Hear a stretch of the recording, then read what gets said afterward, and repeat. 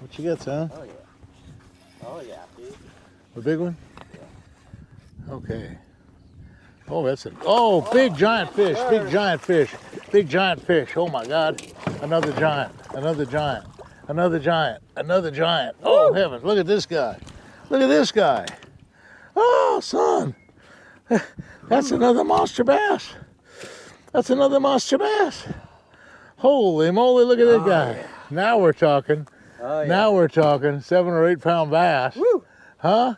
Woo! Well, this is this is Josh Mygat. And Josh, let me ask you what happened yesterday. Caught a 10-3. A 10 pound, 3 ounce bass, Yeah. and he's just caught another big giant fish that's well, in the probably 6 or 7 pound range for sure. Woo. Maybe 7 pounds if we get that. He hammered that bad boy. Let's too. see. Let's see if we can get that thing here. Let's see. Zero. Let's see.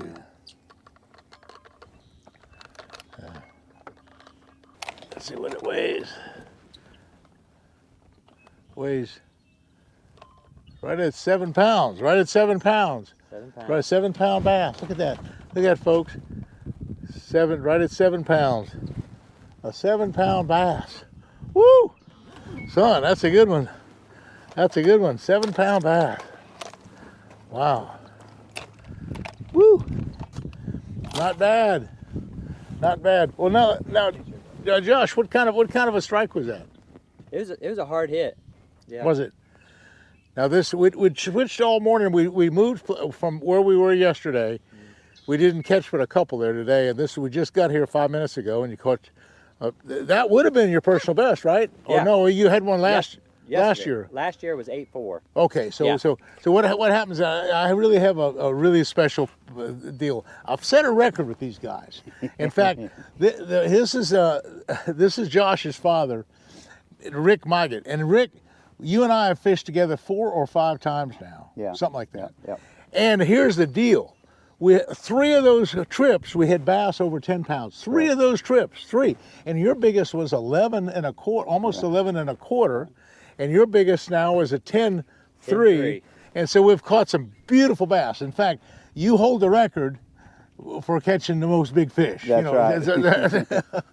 Well, these guys are real accomplished fishermen. There's really 3 reasons why they catch big fish. Number 1, you're both good fishermen. And number 2, you listen pretty good. There you go. And number 3, we're in a good spot. Yep. Okay, Josh. Go ahead and release it if you would. The beautiful bass. That's just a beautiful bass. Okay. Beautiful bass. I think he swam away just fine. Oh yeah. Okay. Now that's All right. That's a pretty good deal. Woo! You never know about these spots and what happens. Things happen. Oh, Josh has got another one. Okay, son. A couple 3 pounds, and not like that 7 pounder, but not. At least it's a good start. Yes, sir. That's a good one. And then Rick's got one gone. He's got one. He's got another one. Okay, let's see what we got here. Oh, that's a good one, huh? What you got, Rick? Oh, look at that, another big one. Oh, look at that, nice bass, nice bass. Oh, that's a good one, Rick. Son. Yeah. Okay, let's see if we can't get that one. That's a big 5 or 6 pounder, isn't it? Ooh, that's a good one. Oh, look at that guy. He's a nice one. Woo, son. That's what we're talking about. That's a good one, son. Yeah. Look at that one. Woo. Now, yesterday we caught quite a few like that. You know, in the 5 pound class.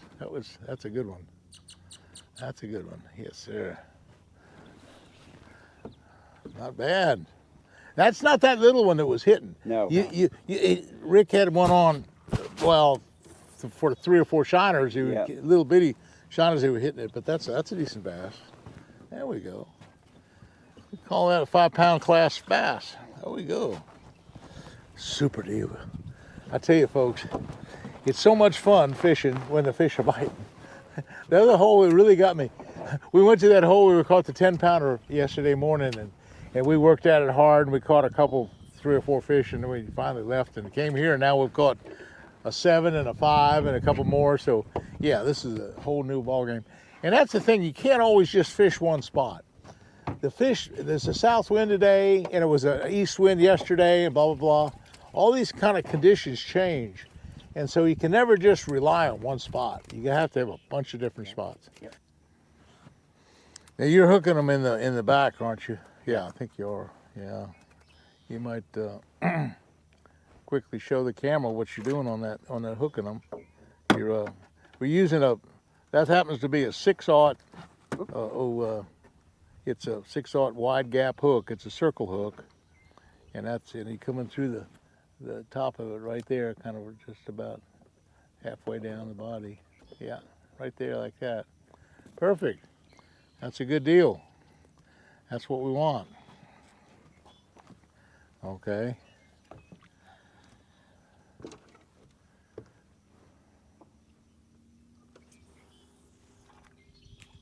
Good cast. Good cast. That's a good cast. That's where that 7-pounder hit. Yeah. Right there. Ooh, something got after it right then. I'm going to show the camera another kind of technique that I'm doing right now. Rick and Josh both are fishing. They're fishing floats on the edge of the deep water, but there's a deep spot here, and what I'm doing, I'm taking a free line. In fact, right now I got it on there, and I take a small shiner on this spinning rod. I hit some, okay, like this right here, and I have a little weight. What I have now, as you notice, I have a little 1/8 of an ounce weight on the shiner and a 4/0 hook, and I'm going to take the shiner and I'm going to throw it out there into the deeper water. It gets pretty deep right out there. It's about 10 or 15 foot deep right there. I'm going to stop that and I'll put this down. And now I have the bail open. Notice that I have the bail open, and I just have it where it'll just cycle out when I need it. Anyway, that's just another way to catch them. But these free lines, believe it or not, have produced some big giant bass right here. So it's not uncommon to catch an 8 or 9 or even a 10-pound bass on a little light spinning rod. That's quite a challenge. In fact, let's see, that one yesterday, that big bass, was that on a spinning rod that you caught? Yeah. Okay. No. No, it was a casting rod. Okay. Yeah.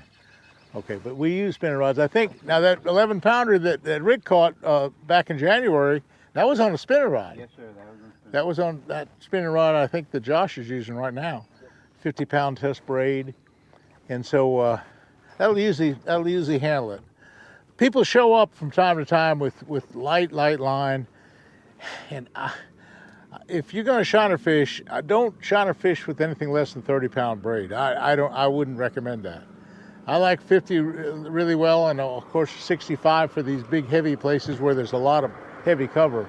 I recommend 65-pound test. It's kind of a boat traffic area.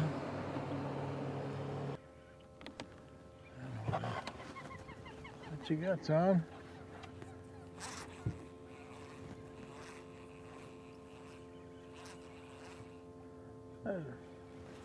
Nice little bass.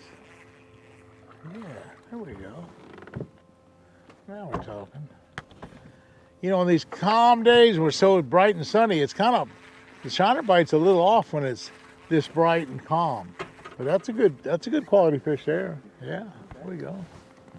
That's a nice one. Yeah.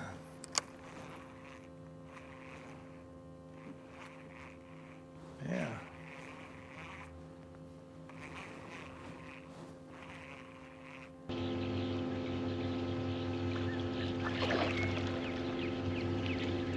Excellent gar. What's it? Bass? Gar. Big old garfish. There we go. Listen to me. Yeah. There's a gator hanging out with it. Yeah. Yeah. He just disappeared a minute ago. Look at that Raise guy. him up. Big old gar. Oh. He could, well, if we can get those pliers on, it'll be good. Yeah, pliers? Yeah. You want me to hold him up? No, got it. I think you got him. Snap Didn't the you? line. No, I think you did. Or to cut the line. Cut the line. Well, heck of a way to end the day. A big old 10-pound garfish. That's right. Hey, we had a good day though. We did. You know, Yeah. we had one 7-pounder, and then we had several 5s. And, Oh, yeah. Yeah. But you know, there were 2 or 3 other fish that we lost. It could have been even bigger. Oh yeah. Oh yeah. So- Absolutely. So, what do you think? This is quite a fishery. here. Absolutely. Oh, yeah. Yeah. Yeah. I'll be back. I tell you, Rick's been down here 5 or 6 times, and you've seen some monster bass Yeah, get yeah, caught. we've caught You've many seen a double digit. Many a big bass. So, folks, you've seen a little bit about how we shiner fish, and this Headwaters Lake is alive and well. And of course, well, one time we went to Kenansville, so That's right. maybe the next time we'll take the airboat over to the Three Forks or Let's something do like it. that. You know, Yeah, we'll do that. just do it. A lot of opportunities here in the what they call the St. Johns River Marsh. It's just a series of lakes and rivers and streams, and it's just some great fishing here in the central part of Florida. Hey, so folks, thanks for watching. I hope we showed you a few things about our fishing here, and we'll see you again soon.